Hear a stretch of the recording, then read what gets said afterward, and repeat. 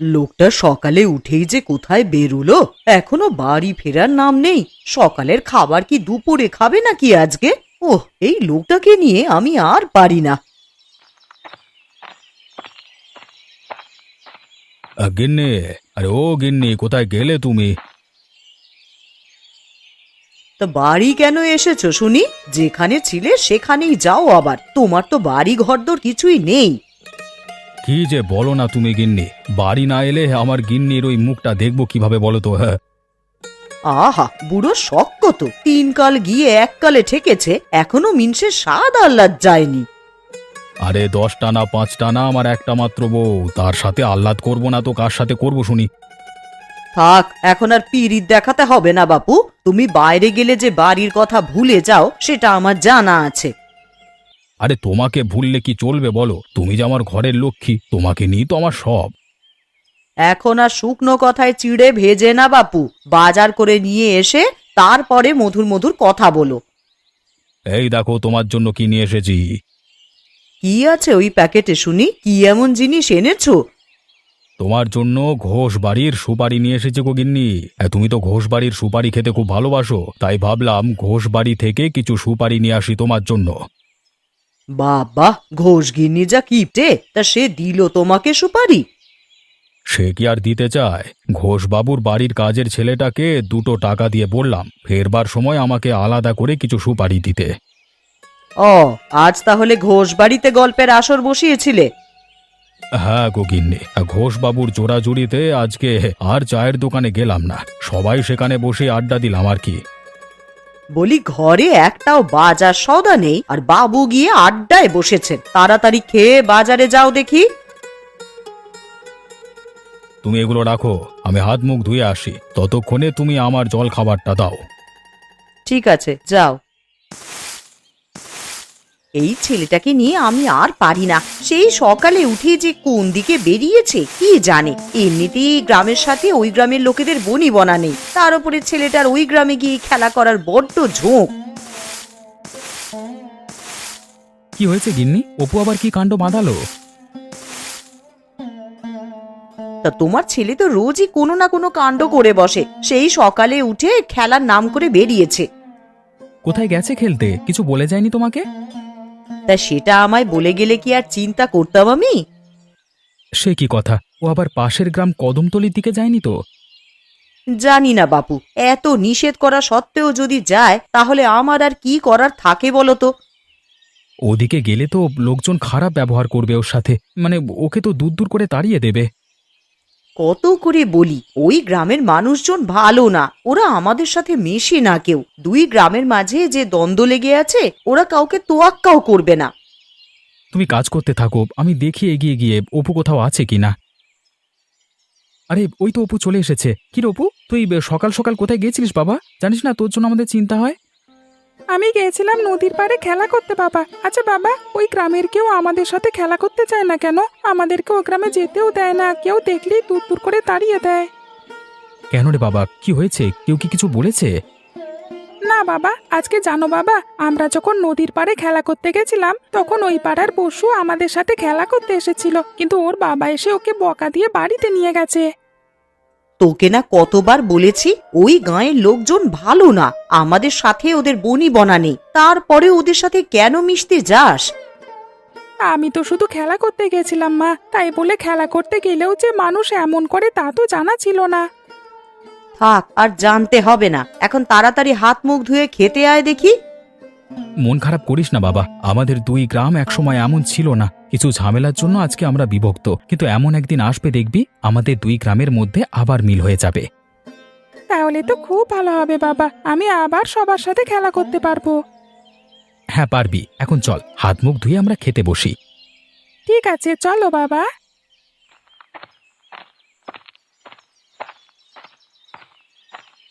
তাড়াতাড়ি চলে যায় এখান থেকে, না হলে কদমতলির কেউ দেখলে যা নয় তাই বলা শুরু করবে।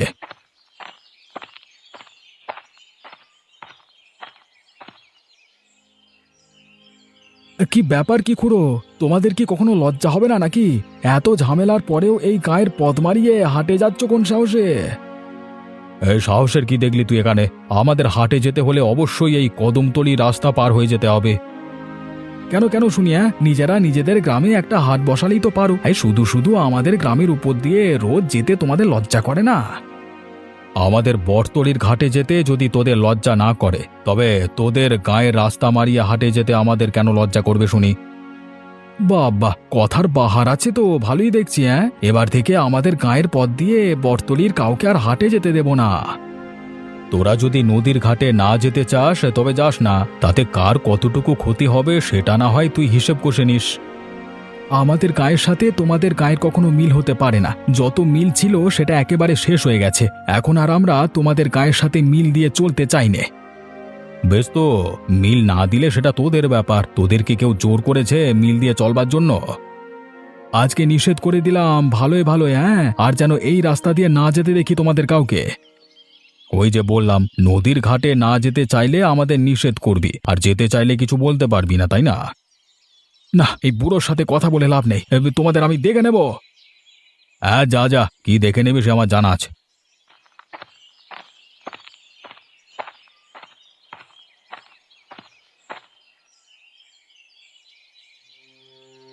লোকটা সেই সকালে বলেছে মাছ ধরতে বটতলির ঘাট দিয়ে নদীতে যাবে, তা এখনো তো বাড়িতে এলো না। আর কখন যাবে মাছ ধরতে কে জানে বাবা।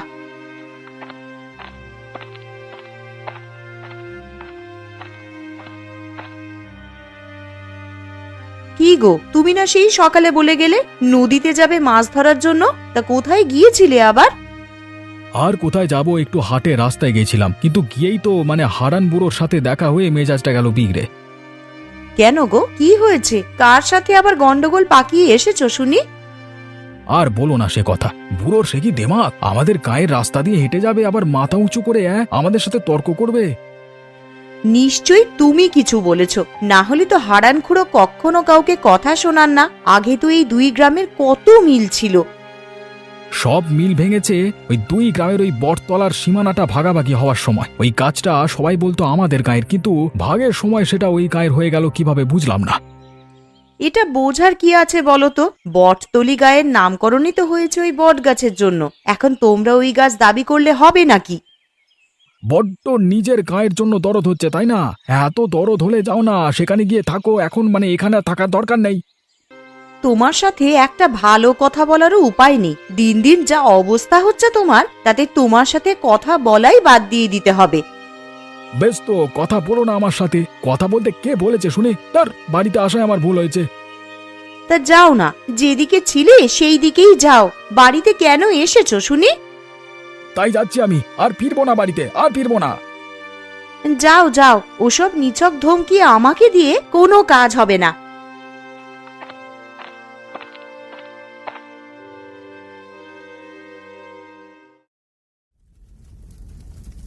তো আকাশের অবস্থা তো বেশি ভালো দেখছি না কদিন ধরে। এইবারে ঝড় হলে যে এই কদমতলি গাঁয়ের অনেক মানুষেরই ঘর বাড়ি সব ভেঙে পড়বে গো।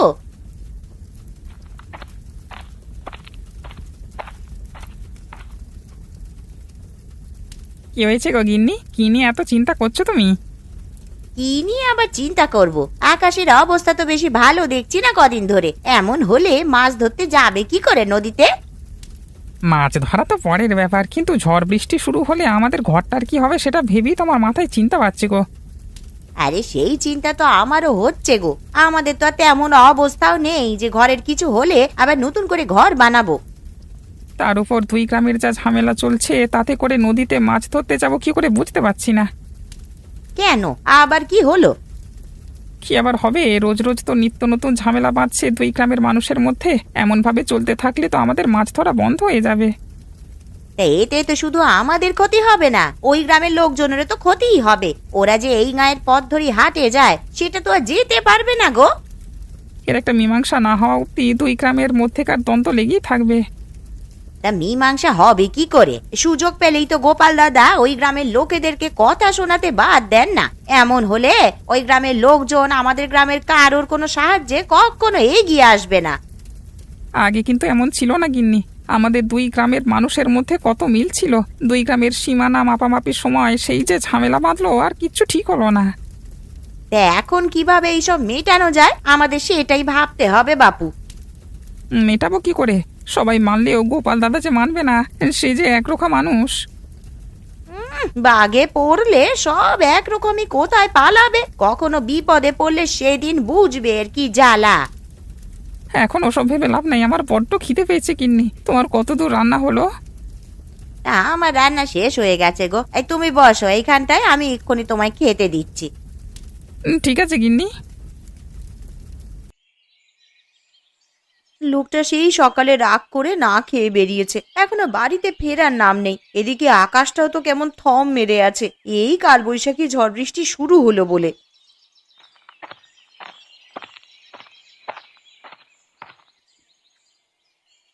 আরে গয়া পিসি যে, এসো এসো, বসো এখানে। কতদিন বাদে তোমায় দেখলাম। আমিও তো তোকে কতদিন বাদেই দেখলাম রে মা। তা এখন আর তোমাকে দেখা যায় না কেন পিসি? তুমি থাকো কোথায় শুনি? বাড়িতেই থাকি রে মা, আমার শরীরটা বেশি ভালো ছিল না, তাই এই কয়দিন আর ভিক্ষে করতে বের হইনি। তা গোপাল কোথায়? গোপালকে যে দেখতে পাচ্ছি নে। সে কি দুদণ্ড বাড়ি থাকার বান্দা? সেই সকালে বেরিয়ে একবার বাড়িতে এসেছিল, এসেই আবার রাগ দেখিয়ে কোথায় চলে গেছে কে জানে। সে কি কথা? বাড়ির পুরুষ রাগ দেখিয়ে চলে গেল আর তুই আটকালি না? না, আটকাইনি। কেন আটকাবো শুনি? আমার বাবার বাড়ি কদমতলি বলে কি আমাকে যা ইচ্ছা তাই বলে অপমান করবে? সে যাই হোক মা, গোপাল তো স্বামী, তু কথা রাগের বশে সে বলতেই পারে, তাই বলে তোর রাগ করাটা ঠিক হয়নি গোপালের সাথে। আমি রাগ করিনি পিসি, আমি উচিত কথাই বলেছি। আর স্বামী হয়েছে বলেই যে বাবার বাড়ির গ্রাম নিয়ে আমায় কথা শোনাবে, সেটাও তো ঠিক নয় বলো। তা অবশ্য তুই ঠিকই বলেছিস। তা বাড়ি এলে বাচ্চাকে ঠান্ডা মাথায় বুঝিয়ে বলিস, দেখবি বুঝতে পারবে। ও বোঝার বান্দাই নয় গো পিসি, আর বাড়ি না এসে যাবে কোথায়? ওই ঠিক পেটে টান ধরলে সোজা বাড়িতেই চলে আসবে, দেখো।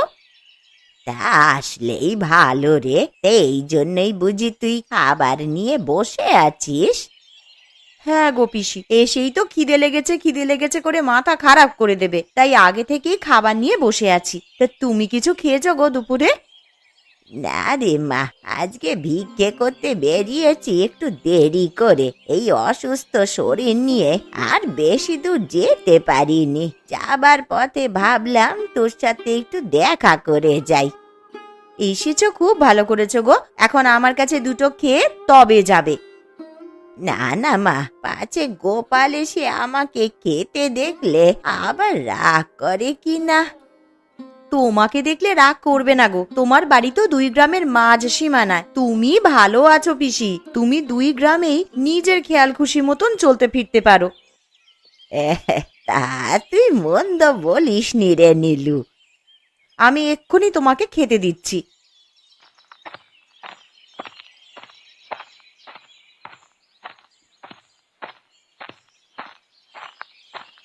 তাড়াতাড়ি নদীর ঘাটে চলে যাই, পাছে আবার কেউ দেখতে পেলে ঝগড়া শুরু করে দেবে। পাছে কেউ দেখবে কেন রে গোপাল? চুরি করতে যাচ্ছিস বুঝি? ভাট বকবার জায়গা পাও না নাকি? দেখতে পাচ্ছ না হাতে জাল নিয়ে বেরিয়েছি? জাল নিয়ে মানুষ কোথায় যায় জানো না? সে তো আমি ভালো করেই জানি, কিন্তু মাছ ধরতে যাচ্ছিস ভালো কথা, তাই বলে বটতলি রাস্তায় কেন? তোদের গায়ের হাটে বসে জালে মাছ ধরলি তো মাছ পাবি। বেশি কথা বলো না তো খুড়ো, মাছ নদীর জলে থাকে, হাটে কি করে পাবো মাছ আমি? এ বাবা, সেদিন আমি যখন তোদের গ্রামের রাস্তার উপর দিয়ে হাটে গেছিলাম, খুব তো আমাকে কথা শুনিয়েছিলিস, বলেছিলিস না আমাদের গ্রামে যেন হাট বসায়, তোদের গ্রামের রাস্তায় আর যেন না যাওয়া লাগে। হ্যাঁ ঠিকই তো বলেছি আমি। বেশ, তবে এখন জাল নিয়ে বাড়ি ফিরে যা। তুই বাড়ি গিয়ে তোদের গ্রামে নদী খনন করা শুরু কর। আমিও তোকে আমাদের নদীর ঘাটে মাছ ধরতে দেব না। দেখো বুড়ো, কাজটা কিন্তু ভালো হচ্ছে না। নিজের বেলায় 16 আনা আর লোকের বেলায় কানা করি, সেটা তো হবে না বাছা। ভালোই ভালোই চলে যা, মাছ আমি ধরতে দেব না তোকে। বেশ, এর শোধ আমি তুলব।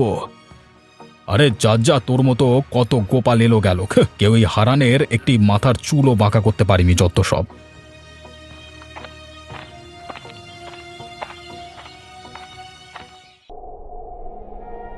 এই আবার কালবৈশাখী ঝড় শুরু হয়েছে।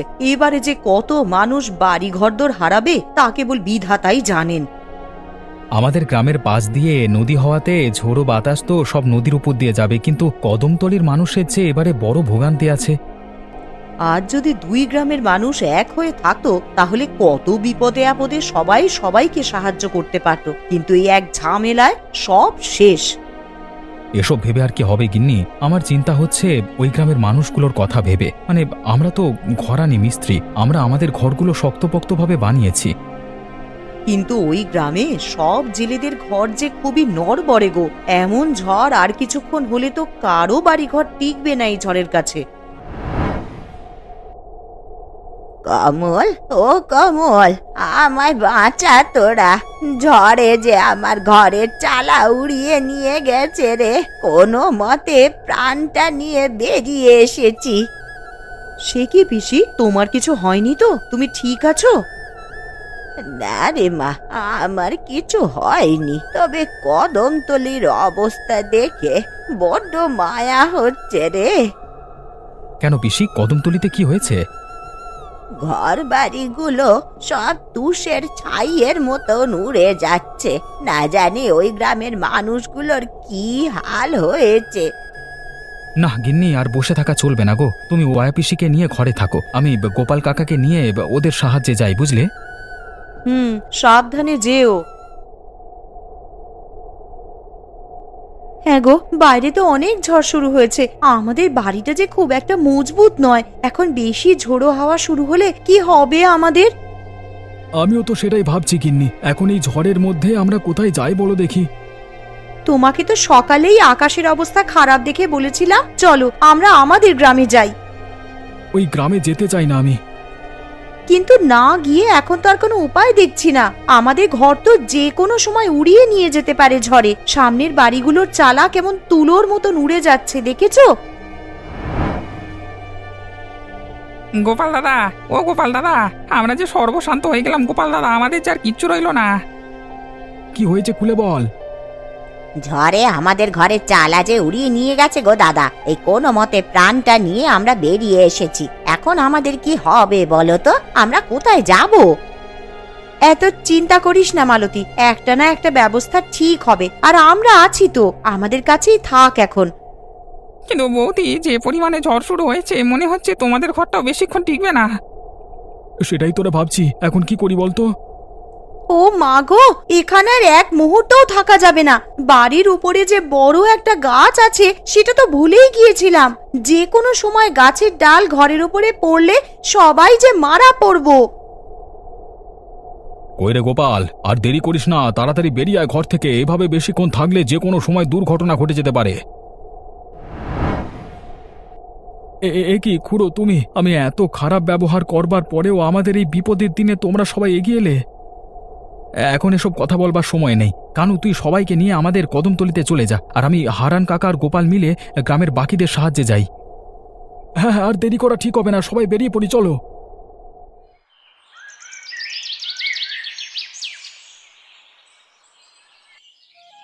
কিরে জয়া, রান্না কতদূর হলো তোদের? এক্ষুনি এসেই তো আবার খেতে চাইবে।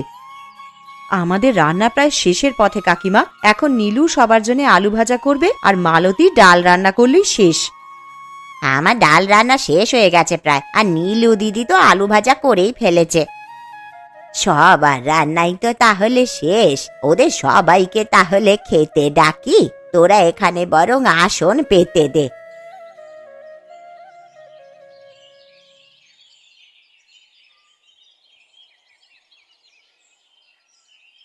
বাবা, কালকে রাতে যেন যুদ্ধ গেল আমাদের সবার উপর দিয়ে।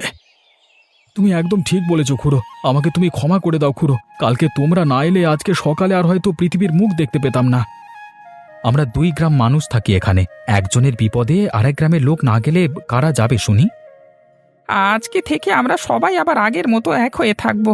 2 গ্রামের ঝড় এসে আমাদের মাঝে আবার ঐক্যের সৃষ্টি করে দিয়ে গেছে। তাহলে কি এখন থেকে আমি সবার সাথে খেলা করতে পারবো, নাকি আবার বকা শুনতে হবে?